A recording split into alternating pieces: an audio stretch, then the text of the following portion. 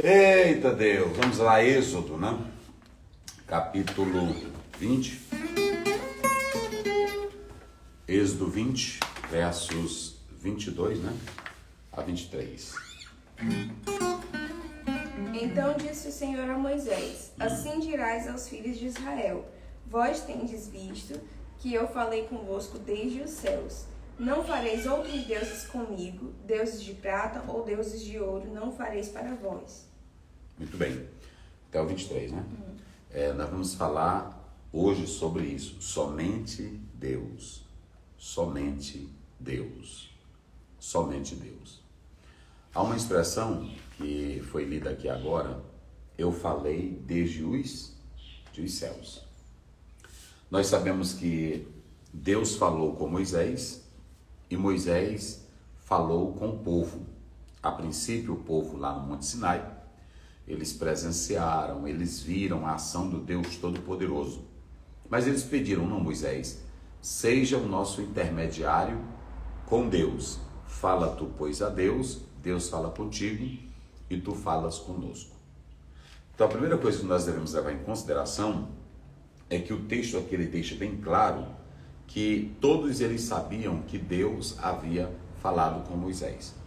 E quando Deus falou com Moisés, ele entregou os 10 mandamentos.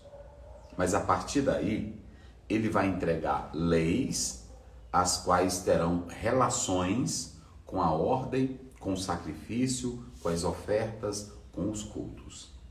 É muito importante isso. Nós temos, alguns fazem essas divisões, a Bíblia não faz. Nós temos, por exemplo, os 10 mandamentos, que muitos autores falam a lei moral. Nós temos as leis civis e temos as leis cerimoniais.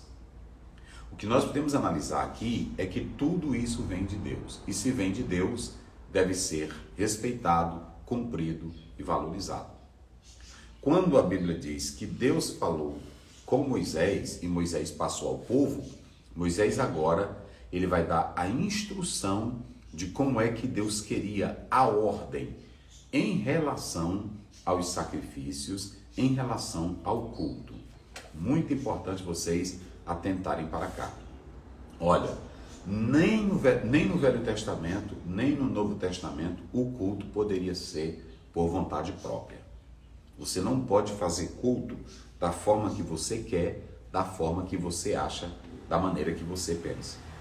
No Velho Testamento está preconizado como os judeus deveriam adorar a Deus, como eles deveriam prestar culto, como eles deveriam ofertar. Nunca foi de vontade própria. Eu vou fazer isso aqui, veio na minha cabeça. Quando você vai para João 4, que a Bíblia diz Deus é Espírito, ele está fora do campo da materialidade, e os que o adorem devem adorar Espírito em verdade, está dizendo que a adoração agora é baseada na palavra. A verdade lá, adorar o Pai em Espírito e em verdade é a palavra. João 8,32, conhecereis a verdade, e a verdade vos libertará. Nós não podemos fazer culto fora da palavra. E a palavra, o meu culto tem que ser conforme aquilo que estabeleceu o próprio Deus. Se vocês analisarem bem, teve uma oferta que Deus não aceitou. Há muita gente que está como Caim. Vai para o altar, sacrificam no altar, mas Deus não recebe. Porque Deus só recebe culto, oferta, adoração daquele que realmente tem um coração purificado e que está sujeito à sua palavra. Não adianta banhar altar de lágrimas, não adianta gritar, correr, quando o seu culto não está na palavra. Então eu quero te dar um conselho aqui pela Bíblia. Se você quer adorar de verdade, olhe para o que está na Bíblia. Nosso padrão de adoração não é o americano, não é o europeu, não é o brasileiro. O nosso padrão é a Bíblia. O que Deus quer? Como é que Deus quer que eu faça o culto para Ele? Não é da sua cabeça, não é da sua ideia. Mas o fulano de tal trouxe um movimento muito bom para o Brasil. Não, pode ser bom como quiser, mas eu tenho que prestar o culto à luz da Bíblia, a palavra de Deus. Vocês se lembram? Quem não entende a palavra, por exemplo, eu vou dar aqui um exemplo para vocês. 1 Samuel. Quando a arca foi tomada pelos filisteus, eles levaram a arca. E a Bíblia diz que os filisteus receberam maldição por causa da arca. Eles pegaram a arca, colocaram em um carro novo, os bois não se desviaram e a arca chegou na terra do povo de Deus. Deus não matou eles. Eles fizeram os símbolos de ratos de ouro e mandaram a arca para o povo de Deus. A arca chegou lá. Mas vocês se lembram quando Davi tentou trazer a arca para Jerusalém e fez um carro novo? A Bíblia diz que Deus não se agradou. A festa era linda, a multidão era maravilhosa, só que ali Deus não se agradou. Por quê? Porque ele sabia que a arca teria que ser levada nos ombros dos levitas. Deu para entender agora? Um povo que não tinha nada com Deus, que não conhecia a palavra de Deus, mandou a arca em carro de bois. Não aconteceu nada, os bois chegaram certinho com a arca lá na terra do povo de Deus. Mas por que com Davi foi diferente? Por que Deus fez abertura entre eles? Sabe por quê? Porque Davi conhecia a palavra de Deus.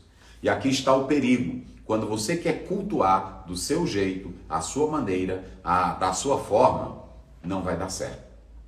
Vocês podem observar que a minha filha, ela leu aqui, falou desde os céus. Olha, Israel nunca viu uma imagem de Deus. Deixa eu dizer uma coisa para vocês. Somente Deus. Israel nunca viu uma imagem de Deus. Israel ouviu a voz de Deus. Deus nunca se mostrou em matéria. Deus nunca se mostrou no Velho Testamento em forma humana.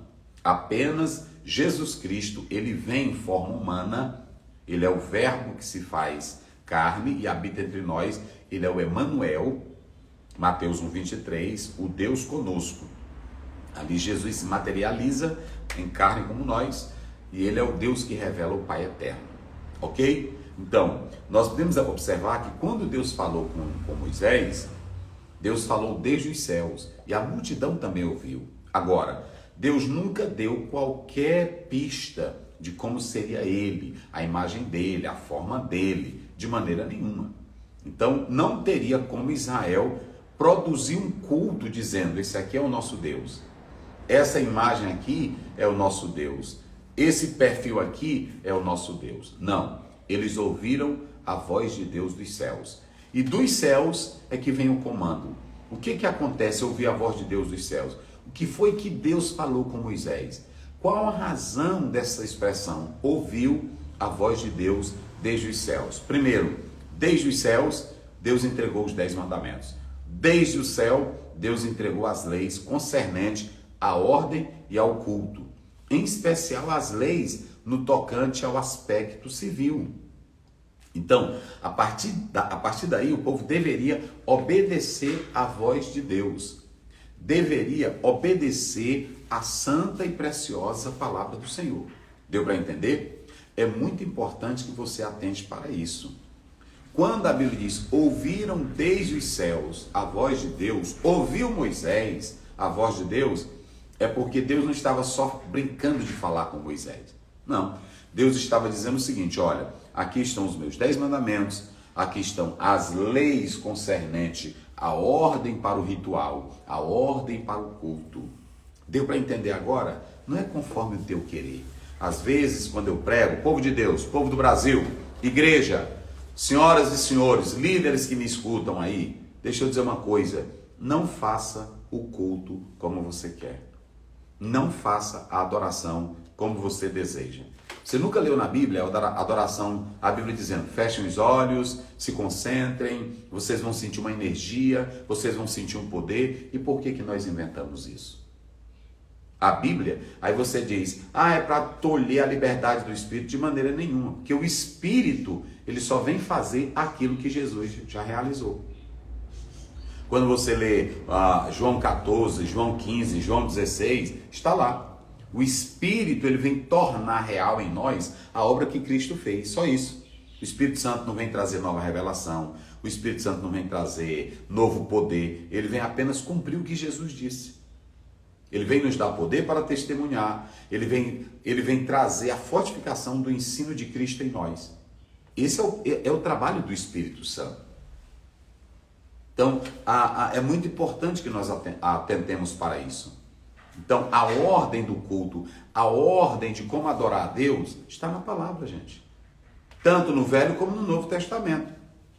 Então, eu não posso idealizar, eu vou fabricar esse culto. Ah, eu tive uma revelação no monte e agora eu vou trazer para cá. Não, se tu teve, é um problema teu. Agora, a revelação hoje é a escrita, é a da palavra. Deus não deu uma forma dele, Deus não deu uma imagem dele, pronto. E desde o Velho Testamento, Deus disse assim, eu quero dessa forma aqui. É por isso que Paulo disse lá em 1 Coríntios 11, quando vocês se ajuntam, é para o pior, porque vocês não estão cumprindo a palavra de Deus.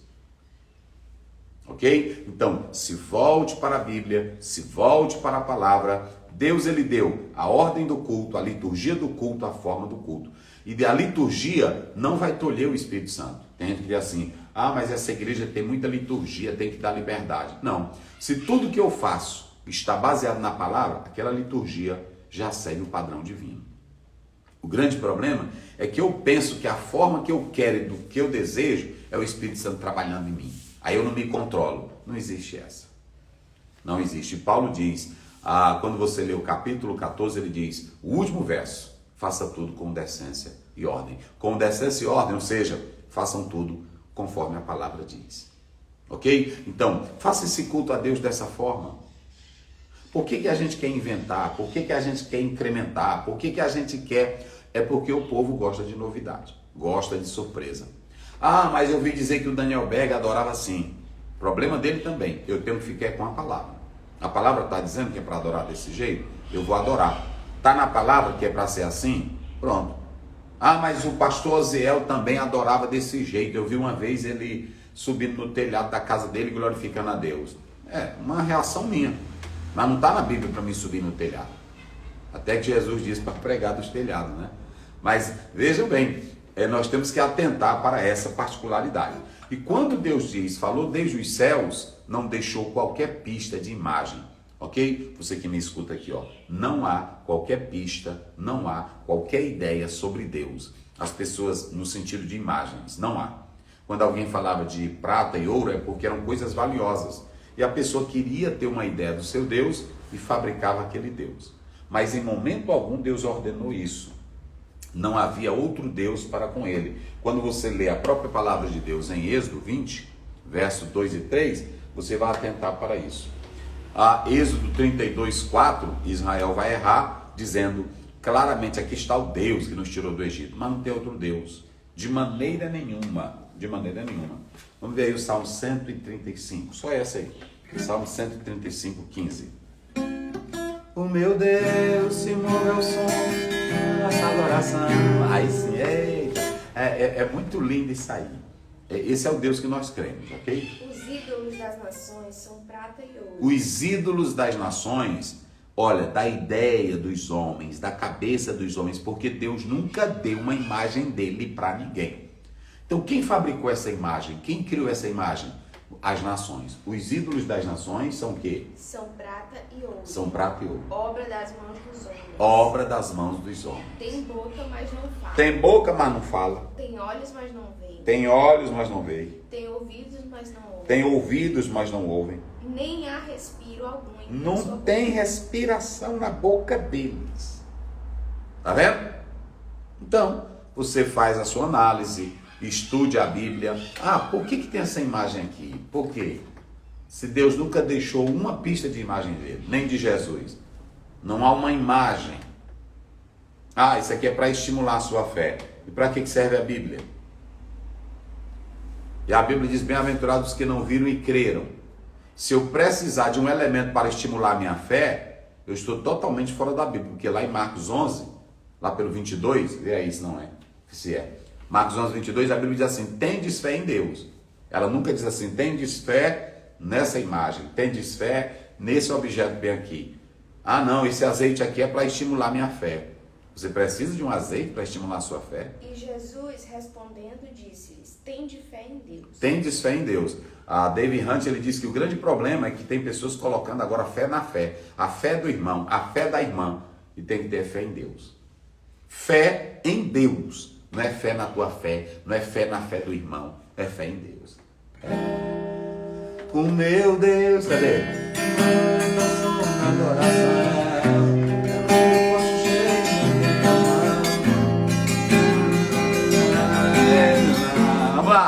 Esse é o Deus que nós servimos. Você tem o direito de escolher servir o que você quiser. Agora, nós estamos aqui pela Bíblia apontando o caminho certo. Aí você faz sua decisão, ok? Faz a sua decisão. E Elias disse lá no capítulo 18 de 1 Reis: por que vocês ficam cocheando entre dois pensamentos? Se Baal é Deus, sirva Baal. Agora, se Deus é Deus, pronto. Cadê? Esse é o Deus que eu e você adoramos pela fé. O meu Deus. Senhor Deus, Pai Celestial, te agradecemos pela tua palavra. Continua com os teus filhos, os que precisam de ti.